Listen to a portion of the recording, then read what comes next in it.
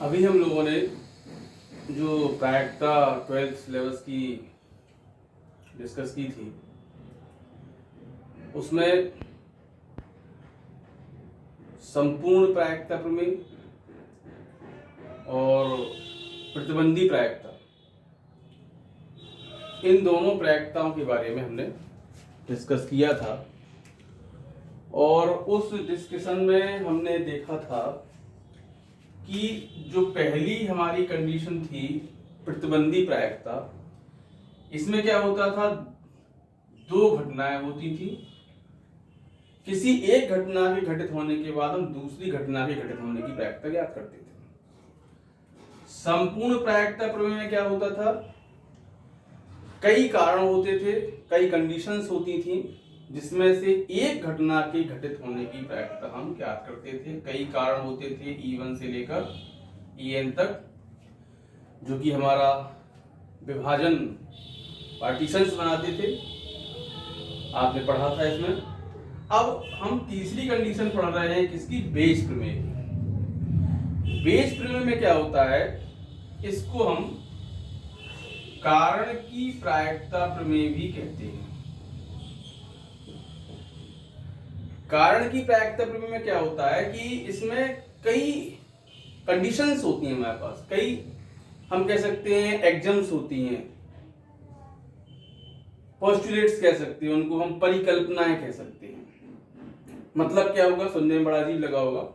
मतलब ये होगा कि इसमें एक सैंपल स्पेस में कई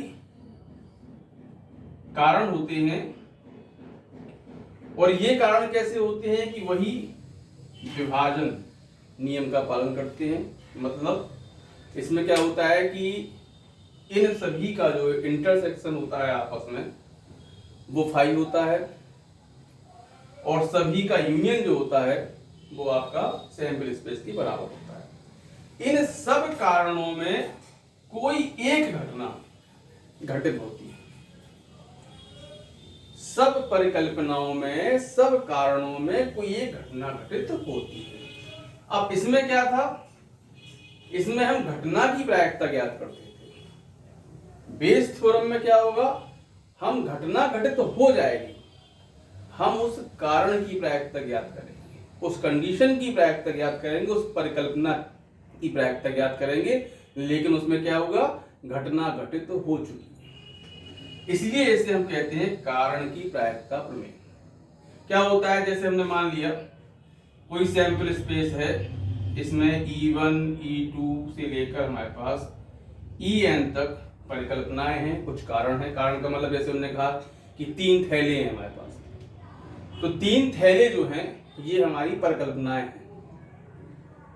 अब इन 3 थैलों में से किसी एक थैले में घटना घटित होगी, और उस घटना घटित होने पर हमें ये पता ना लगाना पड़ेगा कि वो घटना इस थैले से घटित हुई है, इस बात की प्रायिकता ज्ञात कीजिए। जैसे मान लिया हमारे पास ये सैंपल स्पेस है, कई घटनाएं हैं, कई परिकल्पनाएं हैं, इन सब में एक घटना एक घटित हुई। हमसे कहा गया कि जो घटना घटित होती है वो E1 के कारण हुई है, इस बात की प्रायिकता ज्ञात कीजिए। या हम कहें कि 3 थैले हैं, एक हमने गेंद निकाली है, वो गेंद लाल है और लाल गेंद निकलती है, वो ज्ञात कीजिए पहले थैले से निकाली गई है। क्या निकाल रहे हैं इसमें हम, कारण की प्रायिकता, थैले पहले से निकालने की प्रायिकता। इसमें क्या होता, संपूर्ण प्रायिकता में पहले थैले से निकाली गई है और उस गेंद की लाल होने की प्रायिकता। ठीक, तो इसमें क्या होगा कि प्रोबेबिलिटी में घटना जो ए है वो घटित हो चुकी है, तो प्रतिबंधी में क्या होता है, जो घटित हो चुकी है वो हमारी अपॉन में आ जाएगी, और हम जिस बात की प्रायिकता ज्ञात कर रहे हैं वो हमारी ऊपर आएगी। तो हम निकाल रहे हैं वो पहले थैले से है, मतलब पहली कारण में एक घटना घटित होने की प्रायिकता। अब प्रतिबंधी प्रायिकता में क्या होता था, ये प्रतिबंधी प्रायिकता ही है, घटना घटित हो चुकी है, कारण की प्रायिकता निकाल रहे हैं।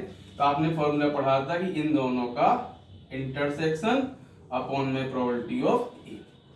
अब probability of E1 intersection A, अगर हम यहां देखें probability of A upon E1, इसकी वैल्यू लिखेंगे हम, तो क्या लिखेंगे इसमें, probability of A intersection E1 upon probability of E1। इसकी अगर हम वैल्यू निकालें probability of A intersection E1, तो ये निकलेगी probability of E1 into probability of A upon E1। और ए इंटरसेक्शन E1 इंटरसेक्शन, ये दोनों कम्यूटेटिव लॉ का पालन करते हैं, मतलब ये दोनों हमारे इक्वल हैं, तो हम इसकी जगह पे क्या लिख देंगे, probability of E1 into probability of A upon E1। ये हमारा आंसर हो गया।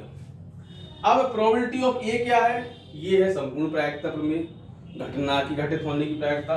तो आपने पढ़ा था प्रोबेबिलिटी ऑफ ए जब हम निकालते हैं कई कंडीशन में, तो क्या हो जाता है, probability of E1 into probability of A upon E1 plus probability of E2 into probability of A upon E2। तो जितनी परिकल्पनाएं होती हैं उतनी तक हमारी प्रायिकता जाती है। तो इस प्रोबेबिलिटी ऑफ ए की जगह पे हम क्या लिख देंगे, यही आ जाएगी हमारा probability of E1 into probability of A upon E1 plus से लेके जितनी परिकल्पनाएं हैं सब आ जाएंगी। तो इसका जनरल जो फॉर्मूला बन जाएगा, वो जनरल फॉर्मूला क्या बन जाएगा, प्रोबेबिलिटी ऑफ EI अपॉन ए। आई से मतलब कोई भी परिकल्पना जिसकी प्रायिकता पूछ रहे हैं, तो जिसकी पूछ रहे हैं वो आपके ऊपर आ जाएगी, probability of EI into probability of A upon EI। और नीचे जब हम लेंगे तो सिग्मा लगा देंगे और i इक्वल 1 से n लिख देंगे और probability of EI into probability of A upon EI। तो ये हमारा जो फॉर्मूला बनेगा इस तरीके से डिराइव होता है, और ये हमारा होता है बेस थ्योरम, कारण की प्रायिकता प्रमेय, जिसमें हम कारण की प्रायिकता ज्ञात करते हैं जबकि वो घटना घटित हो चुकी है। यही इन तीनों में डिफरेंस है। अब हम इसके कुछ क्वेश्चंस लेंगे, उन क्वेश्चन के बारे में हम लोग चर्चा करेंगे।